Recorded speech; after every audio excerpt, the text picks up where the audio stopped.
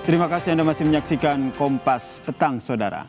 Kapolda Daerah Istimewa Yogyakarta menonaktifkan Kombes Edi Setianto Erning Wibowo dari posisinya sebagai Kapolresta Sleman.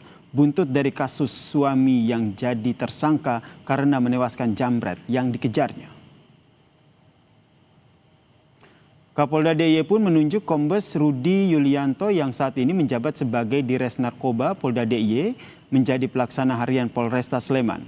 Penonaktifkan ini, Saudara, berdasarkan rekomendasi hasil audit dengan tujuan tertentu yang dilakukan oleh Inspektorat Pengawasan Daerah Polda DIY. Dalam audit ini, Saudara, ditemukan dugaan lemahnya pengawasan Kapolresta Sleman sehingga proses penyidikan menimbulkan kegaduhan di masyarakat.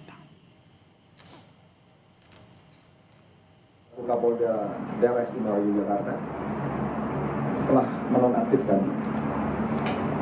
Kapolresta Sleman Kombes Pol Edi Setianto terkait dengan temuan hasil audit dengan tujuan tertentu yang dilakukan Inspektorat Daerah dipimpin langsung oleh Pak Irwasda.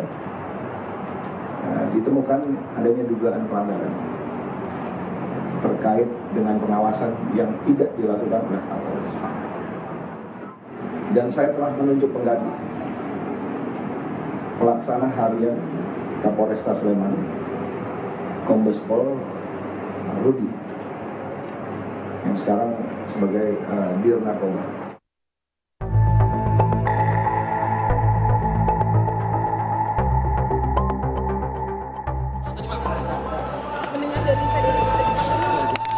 Oh ya, saya Kapolda kamu, masih Kapolda.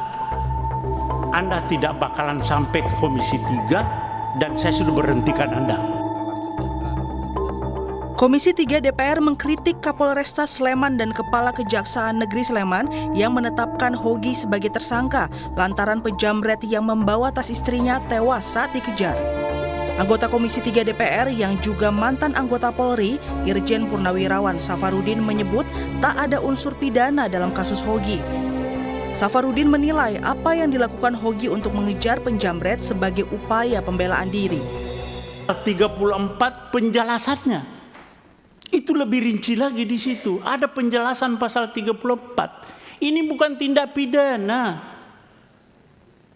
Kalau di KUHP Lamu overmah, alasan pembenar bahwa orang itu membela diri. Membela diri, bukan undang-undang lalu lintas. Anda salah menerapkan hukum. Jaksa lagi P21 juga. Anda koordinasi yang nggak benar itu. Dalam rapat di Komisi 3 DPR, Kapolresta Sleman Kombes Edi pun memohon maaf kepada publik dan mengakui kurang tepat dalam penerapan pasal yang digunakan. Pada saya itu hanya mau melihat kepastian hukum, ya. Namun rupanya penerapan pasalnya kami mungkin kurang tepat. Pasal sebanding kami mohon maaf kepada seluruh masyarakat Indonesia dan utamanya kepada Pak Yogi dan Ibu Arsita. Komisi 3 DPR menilai penanganan perkara hukum yang menjerat Hogi perlu dihentikan dan dievaluasi secara menyeluruh karena dinilai tidak mencerminkan rasa keadilan. Hogi dan keluarga pun lega lantaran keadilan yang diperjuangkan membuahkan hasil. Alhamdulillah saya ucapkan terima kasih kepada seluruh masyarakat Indonesia yang sudah memberi atensi kepada kami. Alhamdulillah saya dan suami mendapatkan keadilan seadil-adilnya. Suami saya pada hari ini mendapatkan keadilan, kebebasan yang dari pertama kami minta.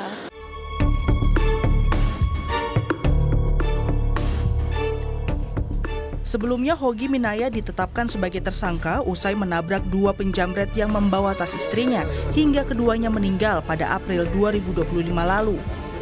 Kasus ini sempat akan diselesaikan dengan restoratif justice setelah dilakukan proses mediasi oleh Kejaksaan Negeri Sleman.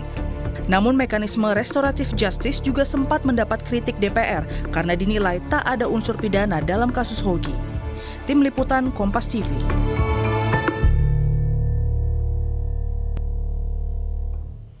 Buntut dari kasus bela istri dijambret, suami jadi tersangka. Kapolda Daerah Istimewa Yogyakarta resmi menonaktifkan Kapolresta Sleman, Kombes Edi Stianto Erning Wibowo. Cukupkah dinonaktifkan dan apa yang perlu dibenahi di tubuh Polri? Kita bahas bersama Komisi 3 DPR fraksi PDIP, Irjen Purnawirawan Safarudin. Pak Safarudin, selamat petang. Ya, Pak Safarudin, sebagai Ya. salah satu yang lantang mencecar Kapolres kemarin, penonaktifan sementara ini, Anda nilai ini adalah hal yang tepat atau ada hal lain yang bisa dilakukan oleh Polri sebenarnya? ya, terima kasih Mbak. Itu di dalam KUHP yang baru, pasal 22 ayat 7 menjelaskan bahwa setiap penyidik dalam melaksanakan tugas, fungsi dan wewenangnya apabila melampaui atau melanggar peraturan dan ketentuan yang ada, maka akan diberikan sanksi oleh pimpinannya. Nah, ini sebetulnya sudah ada bahwa penyidik itu tidak boleh sembarangan menetapkan orang sebagai tersangka. Karena kalau dia keliru di dalam melaksanakan tugas dan fungsinya, itu akan ada sanksi dari pimpinannya. Sanksinya apa, Pak? Itu ada sanksi administrasi, sanksi kode etik, dan sampai sanksi pidana. Kalau kasusnya Tergantung seperti ini, pimpinannya Pak Safarudin. menilai seperti apa gitu loh. Nah, ini kan sekarang lagi diperiksa juga oleh Propam. Nah, kalau kasusnya seperti ini, termasuk membuat gaduh, sanksi yang bisa dijatuhkan itu apa, Pak? Paling beratnya apa? Kalau sekarang itu dinonaktifkan, berarti itu sanksi administrasi yang diterapkan ya kalau nonaktif. Ya nanti kan ada dari Propam periksa segala macam saksi, bisa juga kepada kode etik nanti. Kalau di kode etik Ya. bisa masuknya ke apa, sanksi ringan, sedang, berapa? Nah, itu tergantung hasil sidang Etik ya, Pak? kode etik, gitu loh. Oke, tapi sanksi ini termasuk juga penonaktifan sementara. Menurut Bapak, cukupkah untuk memperbaiki citra Polri, Pak? Ya, kita kan serahkan kepada pimpinan yang menilai seperti apa. Dan tapi Ya. ini akan bisa cukup untuk menembus juga kesalahan prosedural yang sudah dilakukan kemarin, kah, Pak? Ya, berarti kan kalau masih diperiksa Propam, berarti masih ada tindak lanjut nanti.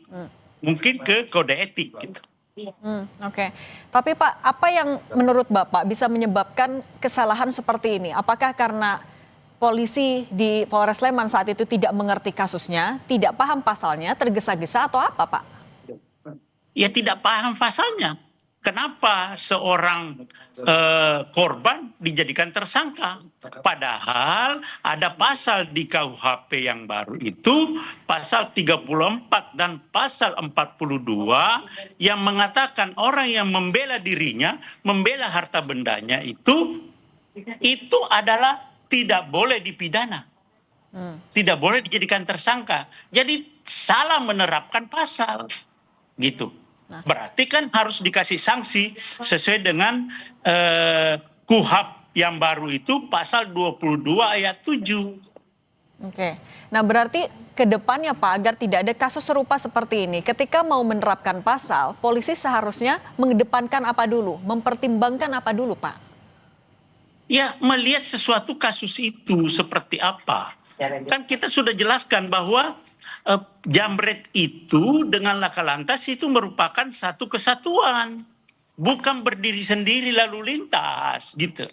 Sehingga ketika laka lantas terjadi itu itu tidak boleh dipidana karena hanya kelalaian dia, bukanlah kecelakaan lalu lintas itu berdiri sendiri. Ada kasus sebelumnya yang terjadi. Kenapa suaminya mengejar? Ya karena dia dijambret gitu, istrinya dijambret. Oke, tapi Pak Safarudin, kalau menurut Anda bentuk pertanggungjawaban yang harus dilakukan oleh Polres Sleman setelah kasus ini, apa Pak sanksinya harus dijatuhkan itu seperti apa?